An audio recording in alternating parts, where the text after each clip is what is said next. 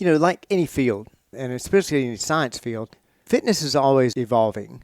I describe going into a fitness center today is much like going into an automotive shop. Very technical. Everything's gotten very sophisticated because of what we know about automobiles now. And the equipment has gotten very technical. It's gotten very different. It takes a lot more education to actually learn how to do the diagnostics and what have you. Well, fitness is much the same way.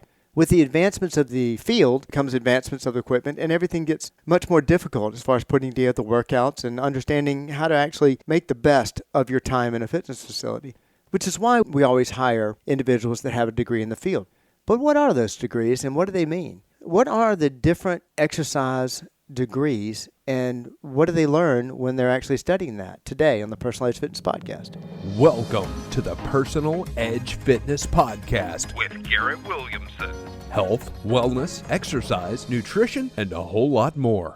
Got questions? Call us and leave a message at 251-278-EDGE or message us at Personal Edge Fitness on Facebook and Instagram, at Team PE on Twitter, or personaledgefitness.com. Good day and welcome to the Personal Edge Fitness Podcast. My name is Garrett Williamson. I'm president of Personal Edge Fitness. Thank you so much for joining us today. And thank you if you've been following us. I'd please ask that you like and follow the podcast, share it with others if possible. All about dispelling the myths of health, fitness, and wellness. Now, before we dive into talking about my topic today, which happens to be breaking down the different degrees and the different educational degrees associated with exercise and fitness and the ones that we use here at the facility, I want to tell you how to get in touch with the podcast if you have any questions for us. Please reach out to us at area code 251-278-3343 or 251-278-EDGE. You can also reach me at Garrett, Garrett, at personaledgefitness.com. Of course, my email address, personaledgefitness.com, is our website. Personal Edge Fitness is our Facebook page. Hit me up on X at Team PE if you are so inclined.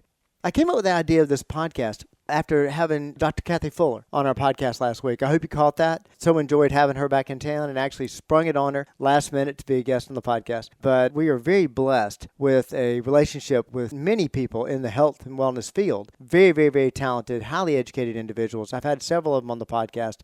Hiring our trainers over the years, since we've been in business for 24 years, we've had some incredibly talented staff members, highly educated staff members, like we do now on the staff with several degrees. I forget how many master's degrees we've got on staff. As you know, we don't hire anybody that doesn't have at least an undergraduate degree in the field. And even our interns, our contract intern right now is a senior and completing his degree in kinesiology at the University of Mobile. And our summer intern, who is a freshman in kinesiology at Auburn University. We always require that. I was so glad to have Dr. Fuller on because Dr. Fuller was not only the most, on paper, definitely educated and qualified staff member we've ever had because she has a PhD in kinesiology, but she was with us for 12 years and was a trainer with us for 12 years and is now head of a kinesiology department at Regents College in Massachusetts. But it made me think about, I throw these words out all the time. I do it in my consult. I do it in my elevator speech. For our 24-year history, every single one of our staff members have possessed, at minimum, a bachelor's degree in the field of either exercise science, exercise physiology, kinesiology, sport medicine, or athletic training. And I thought about it.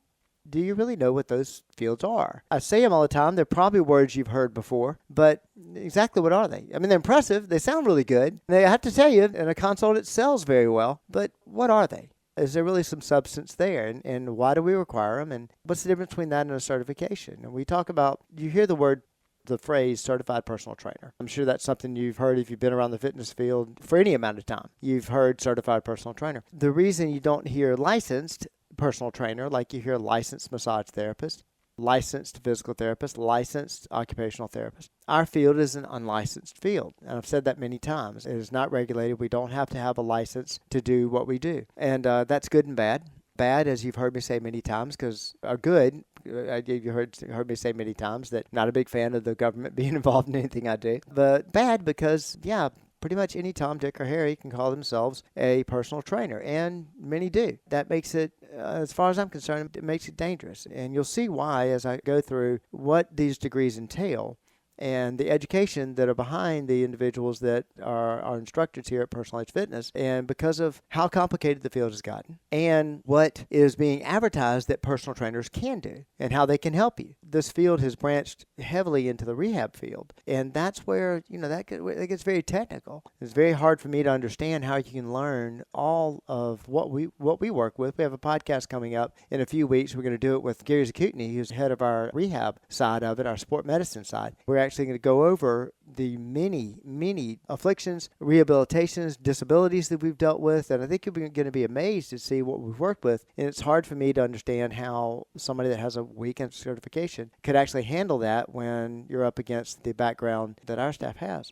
We're going to actually go over some of those disciplines right now, starting with mine, which happens to be exercise science. And exercise science, even this field has evolved. And you'll see it's actually evolved since I've been in practice, has evolved. They've gotten even more technical with that degree over the years. Even in my practice, you'll see what I mean. But exercise science, it emerged as a formal academic discipline in the mid-20th century. If you think about mid-20th century, it's right around the time that Dr. Ken Cooper wrote his very famous book, Aerobics, which I say basically launched the fitness revolution, started his studies on aging. And this is where he started finding out that, hey, that fitness is really something we should not only be considering, but really should make a part of our lives. And that was all started with that book. There were some practitioners prior to. I mean, the Olympics date back farther than that. But as far as exercise as medicine, exercise as the way to actually take care of yourself. And I watched the evolution go from an alternative medicine, which I think is absurd, to no, this is actually medicine. This is actually what we should be doing. In fact, if you listen to, as I have, my wife was a drug rep for many years, if you listen to the presenters at the different talks the drug reps put on, the majority of the drugs, when they actually get to their presentation and talk about the particular affliction, whether it's high blood pressure or high cholesterol or whatever, they'll list the treatments, and the number one treatment is always diet and exercise. And so exercise science started in the mid-20th century, and this is when we started going, okay, wait a minute, we need to put some time into researching this and actually develop a system of actually teaching people about how to do exercise. But it reflected a growth in interest in the scientific principles underlying physical activity and health. It encompasses a broad range of topics, including anatomy, physiology, biomechanics, and nutrition. Biomechanics is basically the study of the movement of the body. How does the body move? Anatomy is basically understanding what the muscles are. You have a lot of practitioners of fitness, whether they are exercise themselves or whether they are self-professed personal trainers that know a lot of exercises and have seen a lot of exercise programs. But it's at times funny. It's quite scary to me when I actually speak to some of these individuals and ask them, well, what's your workout? Either what is the workout that you're prescribing for people or what is the workout you do yourself? And they'll list a bunch of exercises. And I'll say, okay, well, what are you working with that exercise? And it's amazing to me how not only practitioners of it, the people that are actually doing the workouts, they're surprised that they really don't know what muscles they're working. But even scarier, they're trainers that have no idea what muscles they're working or what that muscle does, what the simple movement of that muscle does. So first thing, understanding anatomy is incredibly important. Knowing that, I'm working the chest. What is the chest? Well, it's the pectoralis major, pectoralis minor. What does it actually do? Knowing not just the shoulder muscle, but the deltoid, deeper muscles, which are the infraspinatus, the supraspinatus, the ones that make up the rotator cuff. I can go on for days about that. A lot of people know the quadricep, but do you know all the muscles around it? Do you know that the people know abdominals, but when you're moving your legs, then you know that the iliopsoas is involved. Understanding the basic anatomy, knowing what those muscles are, is first very important. And then physiology. And the physiology is the mechanics of that muscle. What does that muscle do? What does the pectoralis major do? And if you think about exercises for the chest or exercises for the pectoralis major, you're going to think of pressing exercises. You're going to think of the push-up. You're going to think of chest press. But many people also, those that know, are going to think of course, the chest fly. Well, if you look at the chest fly and the mechanics of a chest fly movement, it's very different than a pressing movement. Well, how are you working the chest doing both of those movements? Well, you got to understand first and foremost what the chest does. The chest actually adducts the arm. It brings the arm towards the center line of the body. And it controls the arm going away, as in it's eccentric traction. It doesn't pull the arm away. If you have a weight in your hand and you're lowering the weight, it's going to control that lowering part of the motion. Well, that's why a fly motion is one of the most pure ways of working the chest, because a fly motion is adducting or bringing the arm into the center line of the body. So that's physiology. That's understanding physiology. Biomechanics, same thing. How are those different muscle groups working together? You can understand a leg extension, basically extending your knee and then lowering your foot back down. That's a quadricep exercise, and you understand that. But how does that work in conjunction with the gluteal muscles, the calf muscles, the hamstring muscles when you go to walk or run? That's the study of biomechanics. And then, of course, the nutrition. And beginnings of exercise science actually had nutrition in it. Even some of the earlier programs that predated me, the first exercise physiologist that I knew personally was back in 1981. He actually spoke to me about nutrition. And no, we're not dietitians, and I say that many times. In fact, it's in my elevator speech about myself. I'm not a dietitian, nor do I play one on TV. But even in this gentleman's education, he had basic nutrition. And we were starting to understand the link at that time, even in the mid-20th century, or early 60s, 70s, we were starting to learn how nutrition played a part of exercise. As you'll see, it advances. It really advances from there. I want to address certifications because I do think certifications are important because the different accreditation and the certification is yet another way of testing you at the end of it. Do you really know what you're talking about? Do you know the safety precautions involved with that? During our education, we go over that a lot, but a lot of certifications cover safety and extremely important. And I think having a certification on top of education is extremely important. That's in many fields. Physicians have to pass boards to be a practicing physician that I know of. I think they can practice without actually passing the boards, but most every physician you know of is a board certified physician. I know of a practice that had a physician that was practicing and they required them to pass the boards. They never passed the boards, so they have to actually ask them to leave the practice. So it's much like that. And almost every single field has that, and exercise has it. Now, personal training is not a licensed field, so a certification is not required, but there are tons of different certifications. I could make one up right now and say you're Garrett Williamson certified. We don't accept those certifications. We don't accept the weekend certifications, as I call them, the ones that require no education whatsoever to sit for. There are certifications out there that actually require a degree in the field. I like those. If you look at those institutions that actually offer those certifications, they've been around a lot longer. Most every other NASM and all these other certifications you can get with not even a high school degree, all the scientific information that they use come from the organizations that have the certifications that I'm speaking of. American College of Sport Medicine is the gold standard. They literally wrote the book on exercise testing and guidelines. Their exercise testing and guideline book is required for study for this weekend certifications. And if not, all the information, all the science that they're basing their certifications off of are from the American College of Sport Medicine. American College of Sport Medicine has a certification. It has several certifications. One of them it has is a certified exercise physiologist. This has changed names a couple of times. They have a clinical exercise physiologist, and the certified exercise physiologist is actually born out of what my certification is, which is ACSM, American College of Sport Medicine, HFI, Health Fitness Instructor. They require a degree to actually sit for that exam. Like I said, this field evolved. And it evolved now. You still have exercise science programs out there, and they call them different things, but it evolved into exercise physiology. And the two now, because of the way most educational programs are offered, they may call it exercise science, but it actually has the components of exercise physiology. But the exercise physiology is actually an evolution of what we've learned after establishing the exercise science field. It is a specialized branch, basically, of exercise science, focusing specifically on the physiological responses and adaptations to exercise. The basics of exercise science, we're teaching about exercise themselves. Physiology started getting into the actual responses that we were seeing. In other words, research had been done. Time had passed. We'd done a lot of research, and we learned about, now we've got people that are exercising. This is when we found out about overuse injuries. When people thought, well, like we do with a lot of times with any kind of medicine, we think, well, some is good. Well, it's human nature. A lot of people think that more is better. I had a lot of practitioners, or clients for that matter, that came to us, the older generation. They had been exercisers, and their modus operandi was, we do this every day. And it took me a long time to teach them, no, we've learned you don't do this every day.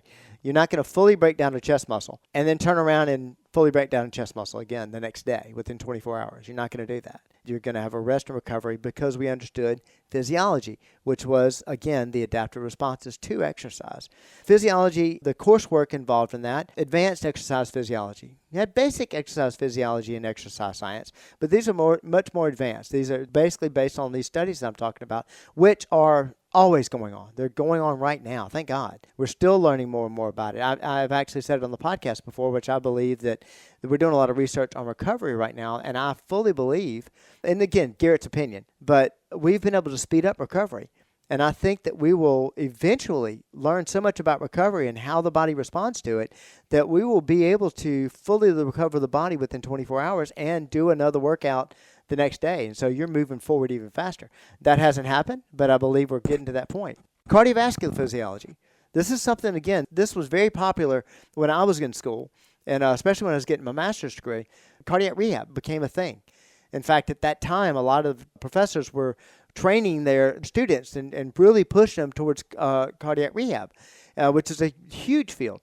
But it didn't start until it really didn't become big until the 80s. It started earlier than that because Ken Cooper's studies actually kind of led to that in the late 60s and in the 70s. But 80 became huge. 80s became really huge. I was actually in a large medical facility, the St. John's Medical Center in Tulsa, Oklahoma, and their Siegfried Health Center. They were just beginning back in 93 a cardiac rehab program. So cardiovascular physiology is part of the exercise physiology curriculum. Metabolic responses to exercise. This is taking it a step further as far as the nutrition side. Understanding the metabolic, exactly what are the needs. This is when we started learning about the needs of making sure you had enough calories, and the second thing, making sure you had enough protein. And we understood that, you can break down the muscle and you'll lose weight and you'll look slimmer, but are you really building it back? And what are the actual metabolic responses to it? How much protein do we need? These kind of things. That's when clinical exercise testing became very prevalent. There were times in hospital-based facilities wouldn't allow somebody to work out until they'd been through at least a submax test. I can remember early on in two of my internships where we were doing forced vital capacity, FVCs, basically measuring lung capacity. This was testing that we had learned over the years that was a good indicator of fitness. So doing body fat measurements, we were doing circumference measurements. We were learning to ignore BMI, which is a waste of time. Don't ever listen to anybody talk to you about BMI. If they're measuring BMI, please give us a call. We'll give you the actual measurement because BMI is just a guess.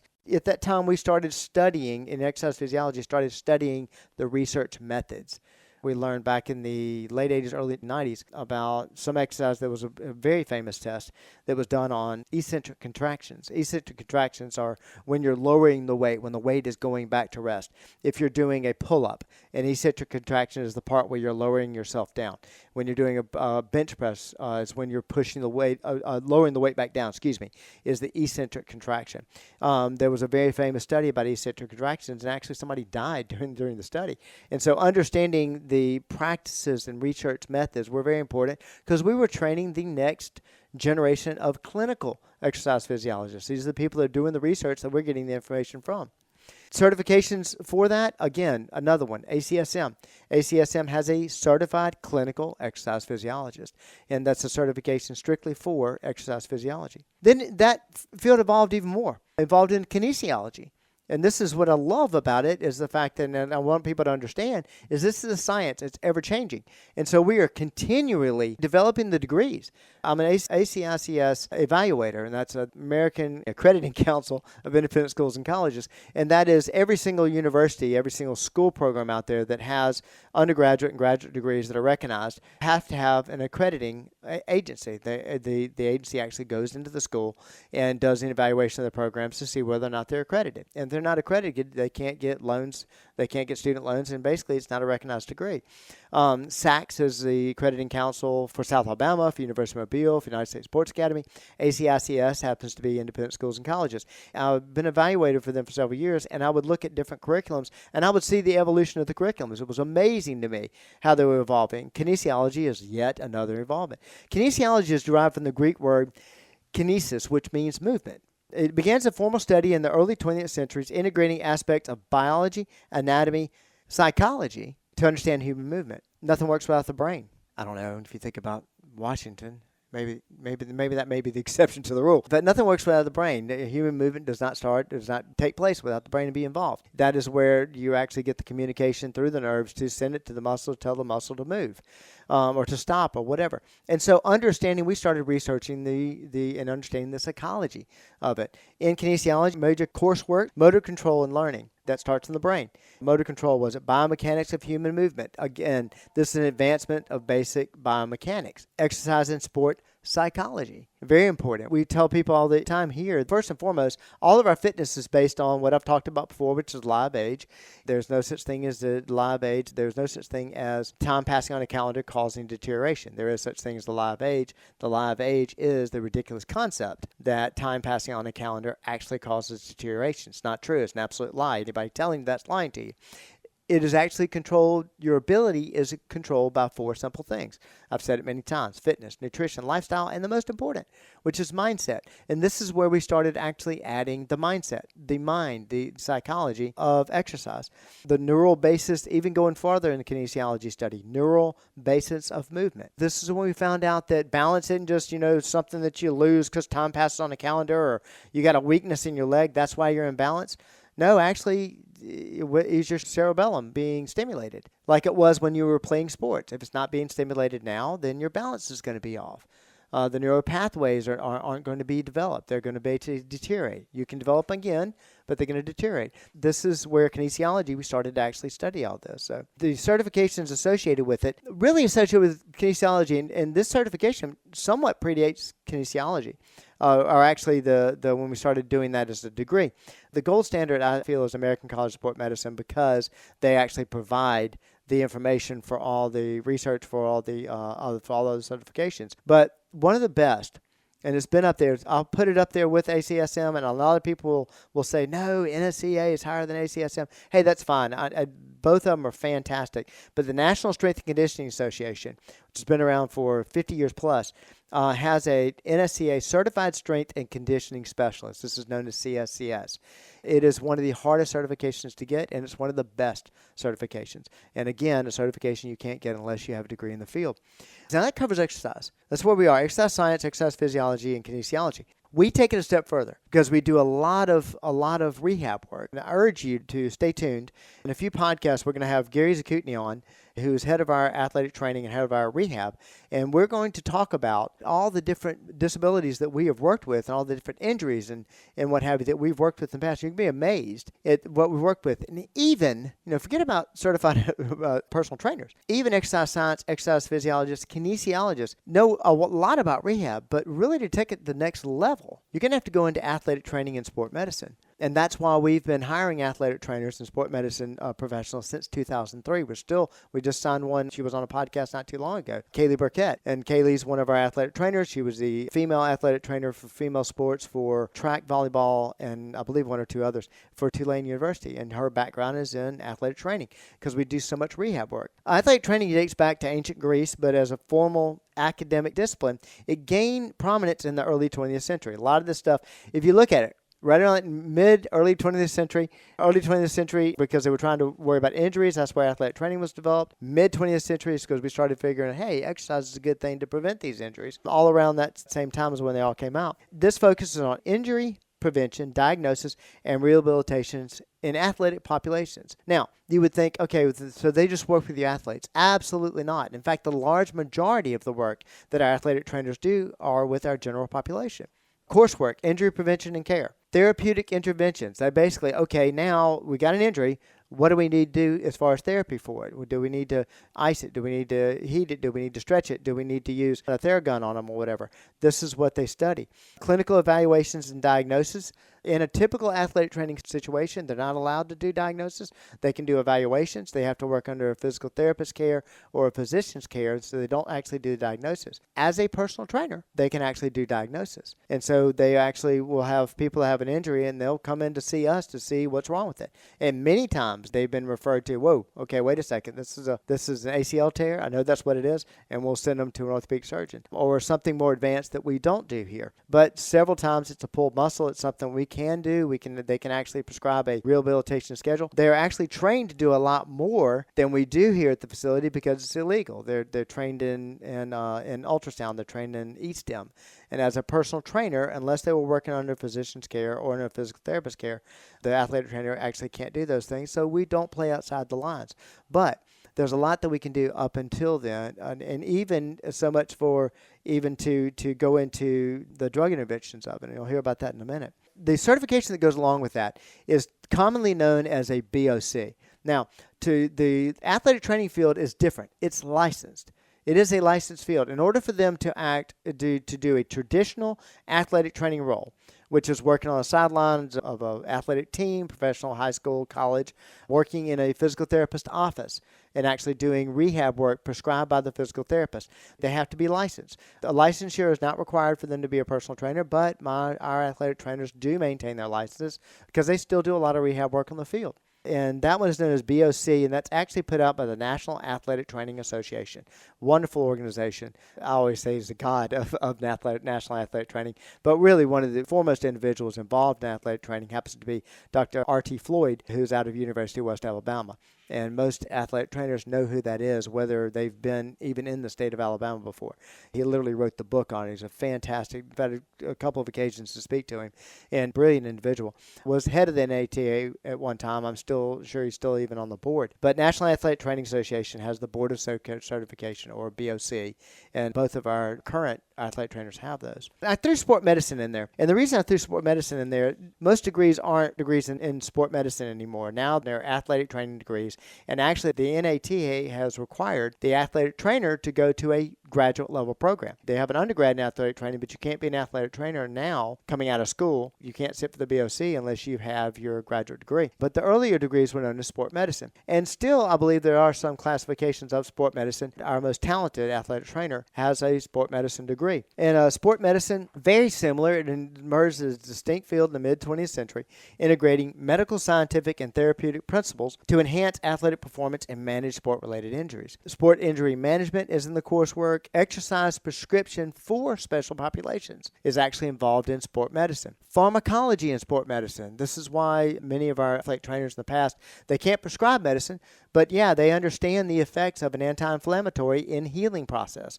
And actually make recommendations to our clientele about that. No, they don't prescribe. They have to go through a pharmacist and a doctor for that, obviously, and thankfully. But they do understand because they've actually done the studies on how the pharmacology plays into it. And even advanced biomechanics and sports nutrition, because nutrition, we understand, is involved in the healing process as well as in the exercise process. So that, again, the sport medicine degree in this field is the same as the athletic training. It is the BOC offered by the National Athletic Training Association.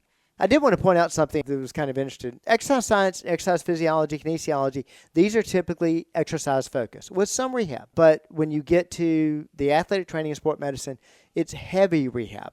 And the whole reason we started hiring those individuals on our staff is because we have so many people that have a pre-existing condition or something that doesn't really, general fitness is fine for them, but it's something they need to be concerned with. And you live long enough and experience long enough, you're going to have an opportunity for injuring a leg, injuring a muscle, having a broken bone, what have you. We talk about it in our consults to find out what pre-existing conditions people may have. Even though they may tell us, well, it's no big deal, but I have this little knee thing and I've always had it, it's always going to be that way. Well, wait a second. Let's evaluate it. Let's see what's going on.